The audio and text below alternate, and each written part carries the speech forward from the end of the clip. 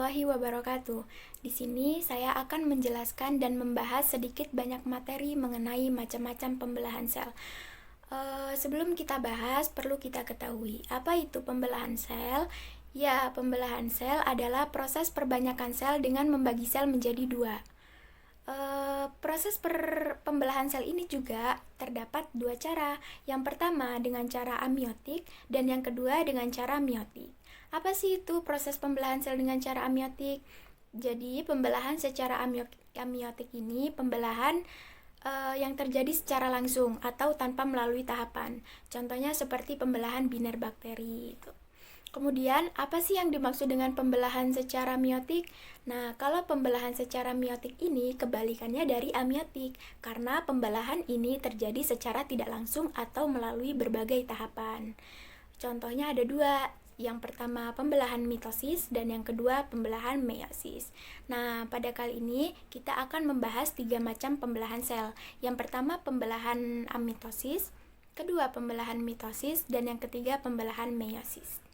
Nah, di sini yang pertama kita akan membahas yaitu pembelahan sel amitosis. Apa itu pembelahan sel amitosis? Ya, pembelahan ini adalah pembelahan yang terjadi secara langsung atau secara spontan dengan membagi sel menjadi dua. Kemudian pembelahan sel amitosis ini pada umumnya terjadi pada organisme uniseluler. Apa itu organisme uniseluler? Jadi organisme uniseluler ini yaitu organisme yang hanya tersusun dari satu sel saja. Contohnya seperti bakteri dan sianobakteri. Tadi kan disebutkan kalau pembelahan sel amitosis ini terjadi secara spontan. Kenapa kok spontan? Jadi, kenapa spontan? Karena organisme uniseluler ini tidak memiliki membran inti. Jadi tidak ada inti sel yang harus terbelah. Jadi makanya terjadinya secara langsung atau secara spontan, begitu.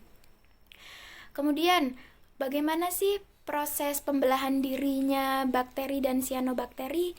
Jadi, ada tahapan-tahapannya. Yang pertama, kromosom-kromosom bakteri dan sianobakteri ini akan menggandakan diri terlebih dahulu. Dengan cara bagaimana? Dengan cara menempelkan membran plasma dan melakukan proses penggandaan diri yang disebut dengan duplikasi. Nah, pada saat yang sama, bakteri dan sianobakteri ini ikut memanjang dan melekuk ke dalam dan terjadilah di situ pembelahan sel menjadi dua. Begitu. Nah, setelah itu tahapan selanjutnya kromosom-kromosom ini akan terbagi menjadi masing-masing sel yang baru dan timbullah sekat di antara sel yang satu dan sel lainnya. Dan sel-sel ini nih akan terpisah menjadi dua sel. Jadi pada pembelahan sel amitosis ini nantinya akan timbul sel anak dan sel induk.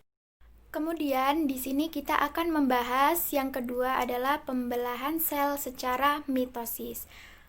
Pembelahan sel secara mitosis ini biasanya dan umumnya itu terjadi pada sel-sel makhluk hidup yang biasa disebut dengan sel somatik. Sel somatik ini adalah sel-sel yang melingkupi seluruh bagian sel yang dapat membangun tubuh. Contohnya seperti apa? Seperti sel kulit, sel darah, sel otot, dan lain sebagainya. Gitu. Dan sel somatik ini bersifat diploid, yaitu memiliki 2 set kromosom. Jadi pada manusia ini kan kita memiliki 23 kromosom. 1 set dari ayah, 1 set dari ibu. Kemudian ketika digabungkan dan ditotalkan akan berjumlah 46 kromosom.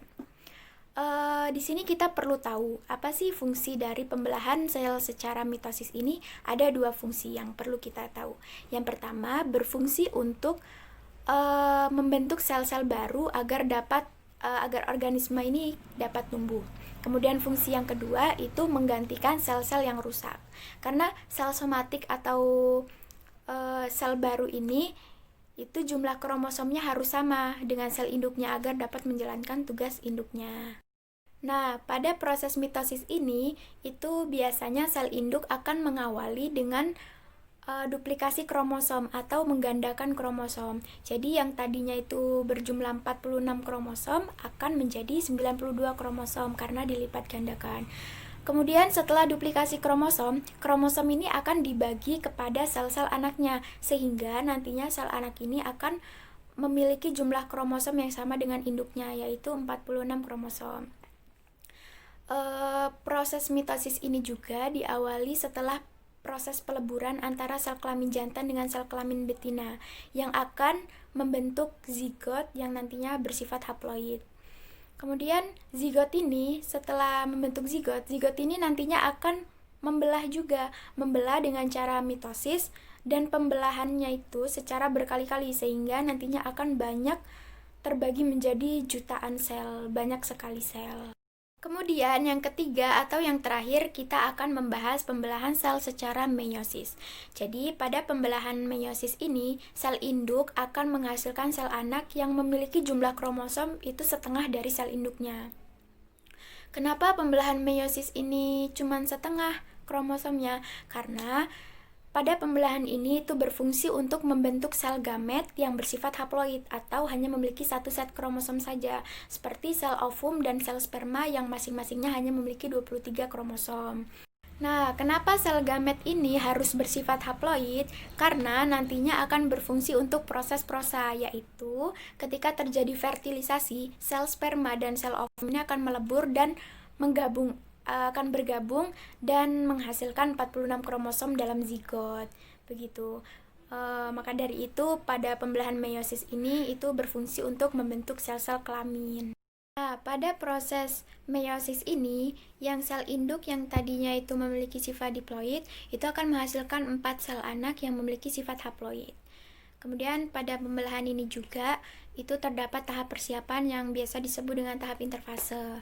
Tahap interfase ini sama seperti pada proses mitosis tadi, yaitu proses peningkatan yang terjadi pada contohnya aktivasi pada merik, kemudian proses replikasi DNA, proses sintesis protein, proses penggandaan, dan lain sebagainya. Nah, jadi kesimpulan dari materi yang kita bahas tadi itu bahwa proses pembelahan mitosis dan meiosis ini lebih kompleks dan tidak sesimpel proses pembelahan amitosis.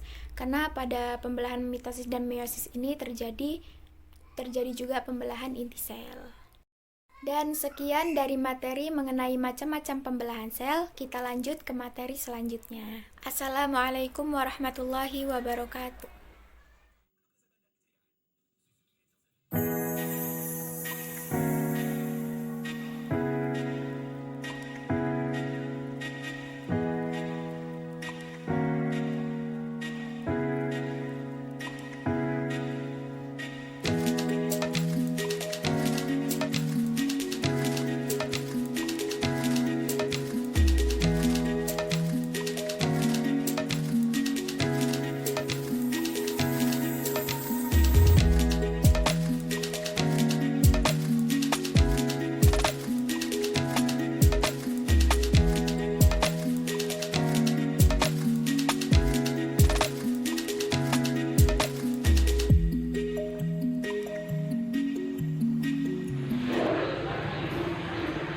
Assalamualaikum warahmatullahi wabarakatuh. Perkenalkan, nama saya Olis Khalifatul Afdania. Di sini saya akan menjelaskan tentang materi sikusel. Selamat menyaksikan. Kita membahas tentang materi sikusel. Apa sih yang dimaksud dengan sikusel? Sikusel adalah serangkaian peristiwa yang terjadi secara urut atau keurutan, berupa replikasi kromosom sel dan organel dalamnya yang mengarah pada pembelahan sel. Nah, apakah tujuan dari sikusel? Sikusel bertujuan untuk pertumbuhan sel, replikasi DNA, dan pemisahan gen dalam bentuk kromosom ke dalam sel anak dan pembelahan sel secara urut dan benar. Di dalam sel sikusel mempunyai dua fase. Yang pertama adalah fase interfase, yang kedua adalah fase mitotik. Yang pertama, kita akan membahas tentang fase interfase. Apa sih yang dimaksud dengan fase interfase? Fase interfase disebut dengan tahap istirahat antara dua pembelahan sel. Namun, pada tahap ini, sel akan tumbuh dan berkembang, menggandengkan kromosom, dan melakukan aktivitas lainnya. Pada fase ini berlangsung sangat lama, paling lama sekitar 90% dari waktu yang telah ditentukan untuk sikusel. Pada tahap ini juga terdapat 4 tahapan. Yang pertama ada tahap G0, yang kedua adalah tahap G1, yang ketiga adalah tahap S, yang keempat adalah tahap G2. Apa sih yang dimaksud dengan tahap-tahap tadi? Tahap G0 merupakan tahap meninggalkan siklus sel dan berhenti membelah. Tahap G2 atau gap-1 pas. Pada tahap ini ukuran sel akan bertambah sebelum direplikasi oleh DNA. Yang ketiga adalah S atau sintesis pas. Pada tahap ini replikasi DNA terjadi secara sempurna atau kromosom mengalami pembedaan. Yang keempat adalah tahap G2 atau gap2 pas. Pada tahap ini terjadi sintesis protein dan atau persiapan untuk pembelahan sel. Nah, yang kedua adalah fase mitotik. Apa sih yang dimaksud dengan fase mitotik? Fase mitotik disebut dengan fase pembelahan. Ini berlangsung sangat singkat, antara sekitar 10% dari waktu yang diperlukan untuk siklus sel. Fase mitotik ini, sel dewasa akan tumbuh dan akhirnya akan menjadi 2 sel anak. Nah, di dalam fase mitotik ini terdiri dari 2 fase pembelahan. Yang pertama adalah fase meiosis, yang kedua adalah fase klonosis. Pada meiosis ditandai dengan suatu sel tunggal membelah dan menghasilkan 2 sel anak yang identik secara genetik.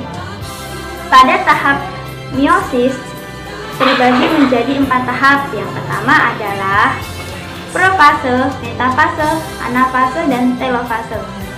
Apa yang dimaksud dengan profase? Profase pada tahap ini kromatin dalam nukleus mulai menempel dan terlihat sebagai kromosom. Metafase. Pada tahap ini ditandai dengan sel bergerak menuju ekuator sel atau yang disebut dengan lempengan metafase. Yang ketiga adalah anafase. Pada tahap ini, sel-sel yang kembar-kembar akan berpisah atau memencar diri dari sentromer sehingga disebut dengan kromosom. Yang keempat adalah telofase. Pada tahap ini, nukleus mulai terbentuk dan membentuk membran baru. Pada tahap ini terjadi kembali kepada fase interfase. Akhir adalah fase sitokinesis. Fase sitokinesis disebut dengan fase pembelahan sitoplasma. Apakah yang dimaksud dengan fase sitokinesis? Fase sitokinesis adalah peristiwa pembelahan sitoplasma yang berlangsung sebelum pembelahan inti sel selesai. Dan terima kasih yang bisa saya sampaikan tentang materi siklus sel. Jika ada salah kata saya mohon maaf. Saya akhiri. Wassalamualaikum warahmatullahi wabarakatuh.